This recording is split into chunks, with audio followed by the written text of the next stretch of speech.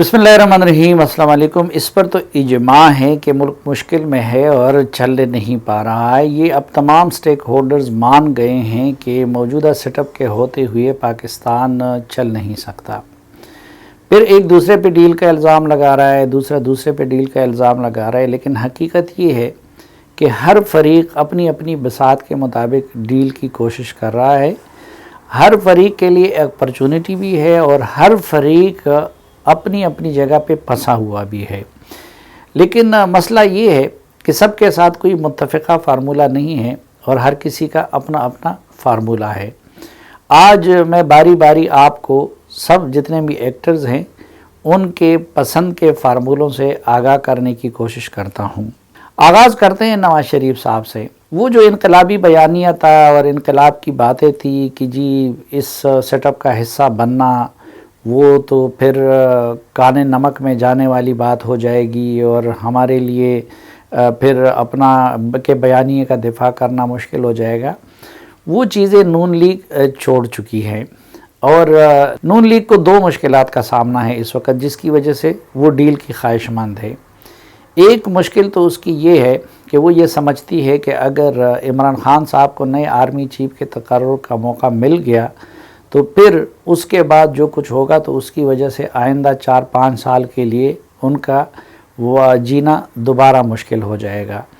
एक इस मजबूरी ने नून लीग को इस पे आमादा कर लिया है कि वो कुछ मुफाहमत कर ले, इसलिए नवाज़ शरीफ साहब और मरियम साहबा भी अब इन हाउस तब्दीली के हामी हो गए हैं और पीडीएम की बाकी जमातों से भी उनका यही मुतालबा रहा है कि वो इस्तीफ़ों पे इसरार ना करे और जो कुछ होना हो वो पार्लियामेंट के अंदर हो। दूसरा, इस वक्त नून लीग और भी कुछ मानने को तैयार हो गई है अपनी तरफ से। मसलन उनसे किसी ने अभी तक मेरी मालूमात के मुताबिक एक्सटेंशन वगैरह नहीं माना है, लेकिन वो ख़ुद एक्सटेंशन वगैरह भी ऑफ़र कर रहे हैं और इसी तरह कुछ दीगर रियायतें भी ऑफ़र कर रहे हैं। ये बात भी कह रहे हैं कि वो कोई इंतकामी कार्रवाई नहीं करेंगे और दरमियान में गारंटर देने के लिए भी तैयार हैं। लेकिन मसला उनके यहाँ भी एक तो इफ्स एंड बट्स का आ जाता है। मसलन एक तो ये कि वो जल्द अज जल्द फिर इलेक्शन चाहते हैं अदम एतमाद के बाद। दूसरा, अब मुतबादिल पे वो भी पूरी तरह तैयार नहीं हैं। और तीसरा, वो मुस्तक़बिल के बारे में कुछ गारंटियाँ तो दे रहे हैं लेकिन पूरी तरह ख़दशात और शकूक जो उनके बारे में ज़हनों में हैं उनको दूर करने को तैयार नहीं हैं। एक दिन नवाज़ शरीफ साहब एक तरफ का इशारा दे देते हैं कि जैसे वो शहबाज शरीफ साहब को फुल फ्लेज इख्तियार देने के लिए तैयार हैं, लेकिन दूसरे दिन फिर अगर मगर बीच में आ जाती है। अब दूसरा जो फरीक है वो जरदारी साहब और बिलावल भुट्टो साहब हैं। तो मुस्लिम लीग नून के मुकाबले में वो हर तरह की ताबेदारी के लिए तैयार है। उनकी डील की जो ऑफ़र है वो दूसरे फरीक के लिए बहुत आसान है, उसमें कोई सख्ती नहीं है, कोई शराइत नहीं है, कोई एफ्स एंड बट्स नहीं है। उनसे भी मांगा नहीं गया है लेकिन वो एक्सटेंशन देने के लिए भी तैयार हैं। बाकी भी जितने भी उनसे मुतालबात किए जाते हैं तो उनके लिए भी तैयार हैं और नया सेटअप बनाने के लिए दूसरों को एकोमोडेट करने के लिए भी तैयार हैं। लेकिन उनका मसला ये है कि वो पूरी तरह मसले को हल नहीं कर सकते। मसलन पंजाब में उनकी हैसियत ही नहीं है, मरकज़ में वो तन्हा अपनी अक्सरियत साबित नहीं कर सकते नून लीग के बग़ैर, और उनके लिए फिर पीटीआई से बहुत सारे लोगों को तोड़ना होगा। और अगर पीटीआई से आप सैकड़ों की तादाद में लोगों को तोड़ते हैं तो फिर सवाल ये है कि फिर पीटीआई ही से किसी असद उमर को, जो इसके लिए कोशिश भी कर रहे हैं, इस तरह के अपने ज़ेर दस्त बंदे को क्यों ना वज़ीर आज़म बना दिया जाए। इसलिए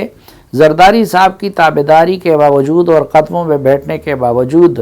तन्हा उनके फार्मूले को भी पजीराई नहीं मिल रही है। और फिर अगर नून लीग के साथ मिल के वो बात बनाते हैं तो फिर नून लीग ड्राइविंग सीट अपने लिए चाहती है और जरदारी साहब चाहते हैं कि नून लीग के साथ डील की सूरत में भी या कंप्रोमाइज़ की सूरत में भी ड्राइविंग सीट उनको मिले। अब नून लीग कहती है کہ بھئی ہم کیوں بدنامی مول لے کے پھر ڈرائیونگ سیٹ ان کو دے دیں. پھر زرداری صاحب اسمبلیوں کو چلانا چاہیں گے, اس سیٹ اپ کو وہ جلدی الیکشن کے لیے تیار نہیں ہیں, لیکن نون لیگ پھر چاہے گی کہ جلد از جلد الیکشن ہو.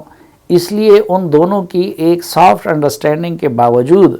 اور ان ہاؤس چینج پر اتفاق کے باوجود وہ فیوچر کے لیے مشترکہ فارمولہ نہیں بن رہا ہے. تیسرا کریکٹر مولانا فضل الرحمان صاحب کے ہیں. مولانا فضل الرحمان صاحب بھی پہلے تو اصرار کرتے تھے, لیکن انہوں نے جب پیپلز پارٹی کے موڈ کو دیکھا اور اب نون لیگ کے موڈ کو بھی دیکھا تو وہ بھی ان ہاؤس چینج کے حامی ہو گئے ہیں. وہ ان دونوں کے درمیان اشتراک بھی کر سکتے ہیں, کوئی متفقہ فارمولہ بھی لا سکتے ہیں, لیکن مسئلہ یہ ہے کہ نہ زرداری صاحب ان کو پوری کہانی بتا رہے ہیں کہ ان کی کیا بات ہو رہی ہے, کیا ان کو رعایتیں آفر کی گئی ہیں اور کیا وہ آفر کر رہے ہیں, اور اسی طرح مسلم لیگ نون کی قیادت بھی کچھ چیزیں مولانا سے چھپا رہی ہیں. مثلا نواز شریف صاحب نے کچھ چیزیں تو بالکل اپنے ساتھ رکھی ہوئی ہیں, کچھ انہوں نے اپنی فیملی کے لوگوں کے ساتھ شیئر کیا ہوا ہے,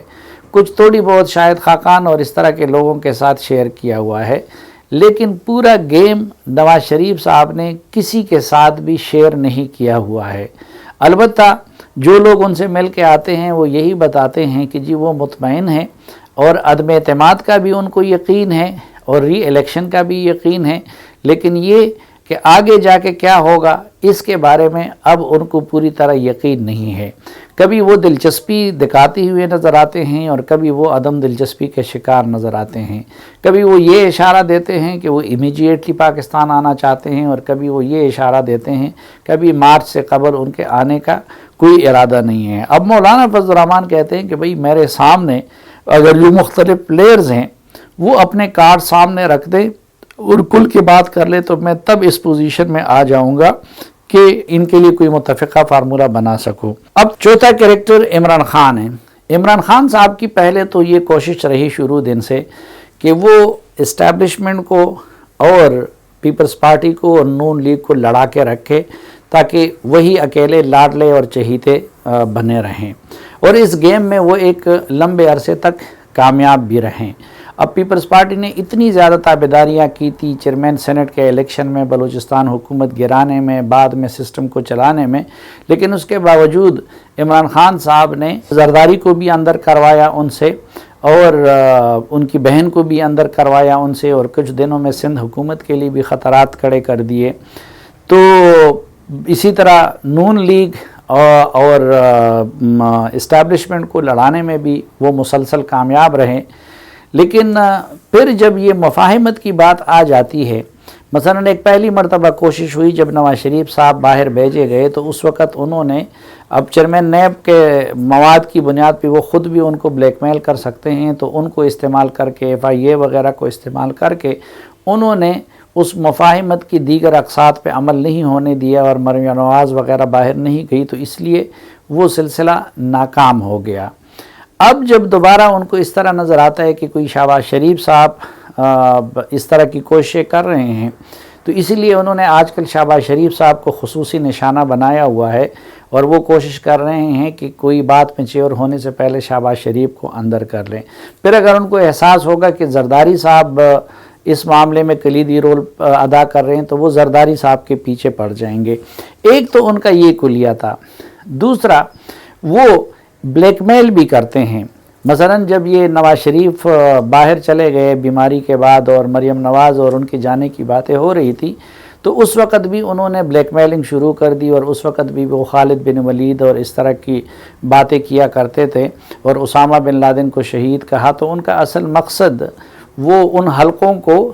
بلیک میل کرنا تھا. تو بعض اوقات وہ بلیک میل کرنے میں بھی کامیاب ہو جاتے ہیں. اب کے بار بھی انہوں نے یہی بلیک میلنگ والا طریقہ اختیار کیا تھا DGI کی نوٹیفیکیشن کے معاملے پہ, اور خواہ مخواہ کا ایک تنازعہ کھڑا کر کے انہوں نے لمبے عرصے تک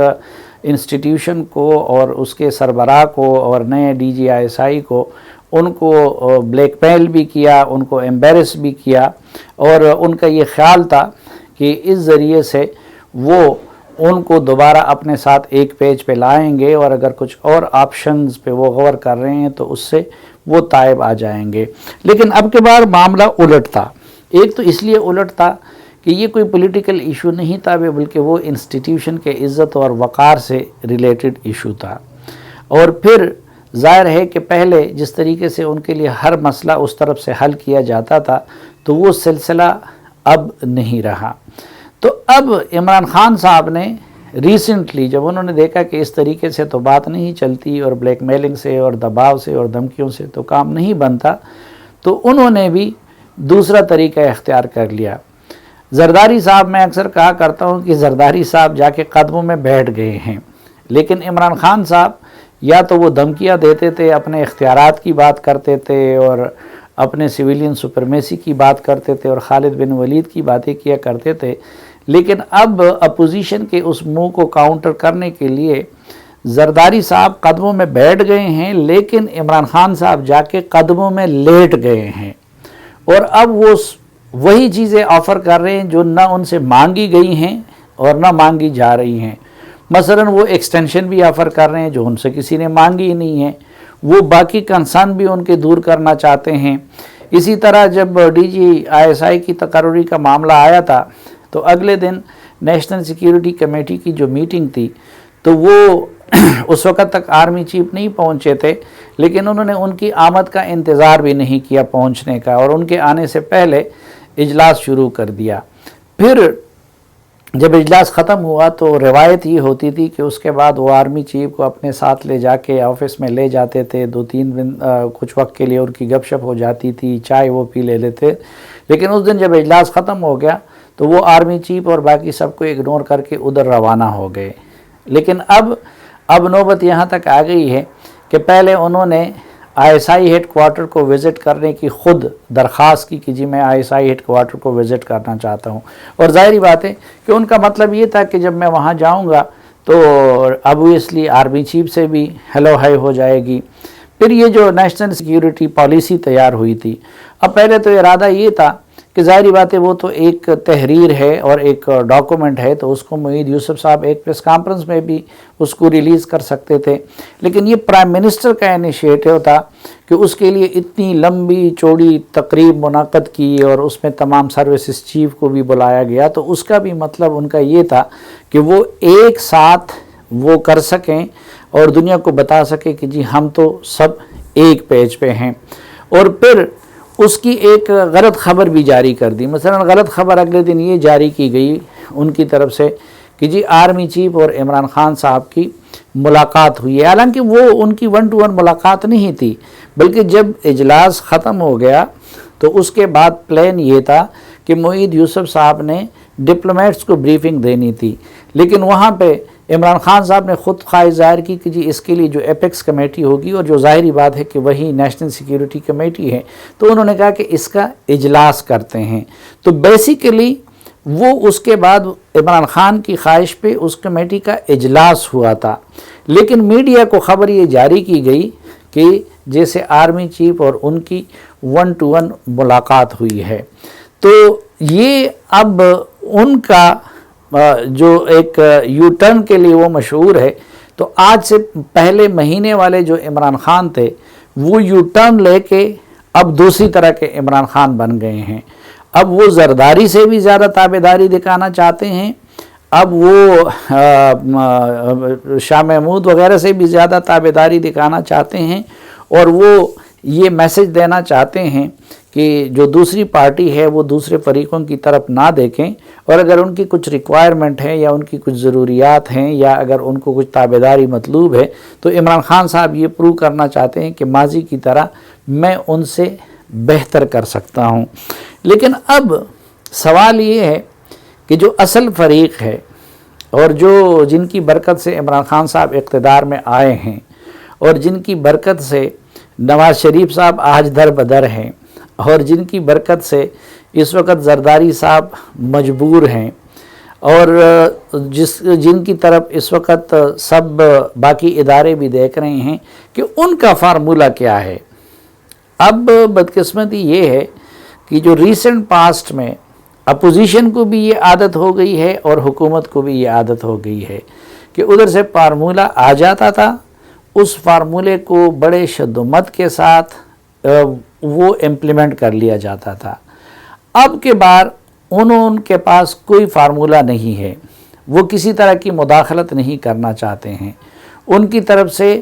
حکومت کو بھی یہ پیغام ہے اپنے رویے سے کہ حکومت جانے اور اس کا کام جانے، وہ صرف اپنے سیکیورٹی معاملات سے تعلق رکھیں گے۔ اور اپوزیشن کو بھی ان کا یہ پیغام ہے کہ بھائی اگر سیاست کے اندر اپوزیشن کوئی کچھ کر کے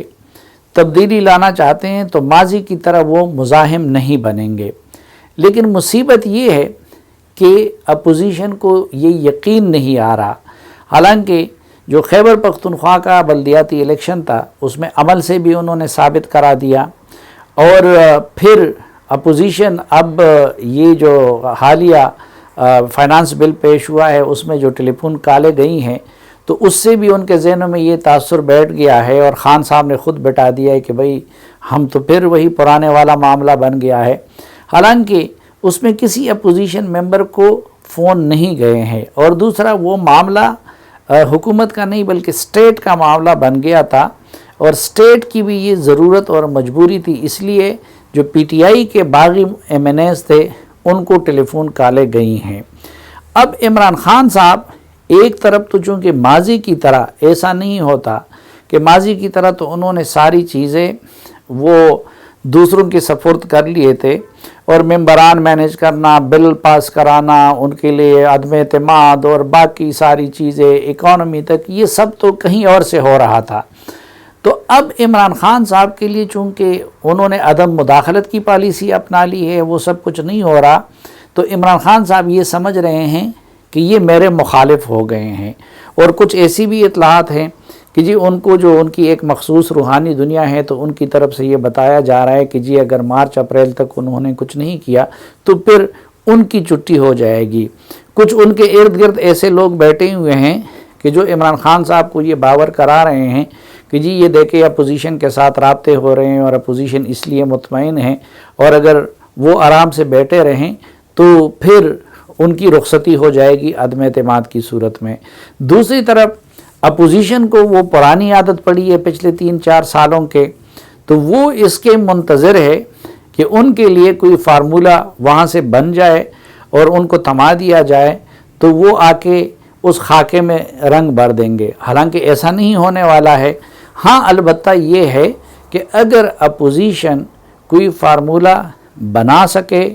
اور وہ وائبل ہو اور اس میں سب فریقوں کے کنسرن کو ایڈریس کیا گیا ہو تو مجھے یقین ہے کہ ماضی کی طرح اپوزیشن کے اس فارمولے کی امپلیمنٹیشن کی راہ میں یا پھر عمران خان صاحب کو بچانے کی راہ میں وہ لوگ رکاوٹ نہیں بنیں گے۔ لیکن سوال یہ ہے کہ وہ فارمولہ وہ کس طرح بنائیں اور وہ اپنے ذہنوں سے اس ماضی کو کس طرح محو کر لے۔ اس لیے ایک کنفیوژن کی صورتحال ہے، اور سب اس پہ متفق ہے کہ چل نہیں پا رہا۔ عمران خان صاحب کو یہ ڈر ہے کہ مجھے رخصت کیا جا رہا ہے، اور اس لیے کبھی کبھی وہ عجیب و غریب باتیں کرتے ہیں، کبھی جا کے قدموں میں لیٹ جاتے ہیں۔ زرداری صاحب وہ خواہش مند بھی ہیں، ان کے کیسز کی مجبوری بھی ہے، تو کبھی وہ فارمولوں کی صورت میں دھمکی دے دیتے ہیں، ناراضگی کا اظہار کر لیتے ہیں۔ جب انہوں نے فارمولوں کی بات کی تھی تو وہ تو اینٹ سے اینٹ بجانے والے کی بات تھی، دوسرے دن پھر منت ترلے کے لیے پھر وہ پنڈی اسلام آباد پہنچ گئے۔ لیکن وہ جو فارمولہ سامنے لا رہے ہیں وہ باقیوں کو قابل قبول نہیں ہے۔ مسلم لیگ نون ایک قدم آگے بڑھاتی ہے، ایک قدم پیچھے ہٹ جاتی ہے۔ مولانا صاحب بھی ادھر اس صورتحال میں پھنسے ہوئے ہیں کہ جی وہ کہتے ہیں کہ یہ لوگ اپنے کارڈز واضح نہیں کرتے، اور پھر ظاہر ہے کہ ملک کے اصل مختار اور اس سیاسی بساط کو بچانے کے ذمہ دار وہ اپنی جگہ پہ کنفیوژن کے شکار ہیں، کیونکہ وہ ان کی طرف دیکھ رہے ہیں کہ یہ کیا کرنا چاہتے ہیں، اور دوسری طرف اپوزیشن والے اور حکومت والے ان کی طرف دیکھ رہے ہیں۔ اتفاق سب کا اس پہ ہے کہ حالات خراب ہیں، ڈرے ہوئے اپنی اپنی جگہ پہ سب ہیں، لیکن بدقسمتی سے کہ کوئی بھی آ کے نہ تو انیشیٹو لے رہا ہے اور نہ کوئی فیزیبل اور سب کے لیے قابل قبول فارمولہ سامنے لا رہے ہیں۔ اس لیے جب کنفیوژن کی یہ صورتحال ہوتی ہے تو اس میں بعض اوقات حادثات بھی ہو جاتے ہیں، اور پھر جب ملک اور سسٹم میں سے کسی ایک کو لینے کی بات آ جاتی ہے تو پھر ظاہر ہے کہ پریارٹی ملک ہوتی ہے. اس لیے حکومت ہو یا اپوزیشن ہو، ان کو معاملے کے اس پہلو کی طرف بھی دھیان دینا چاہیے.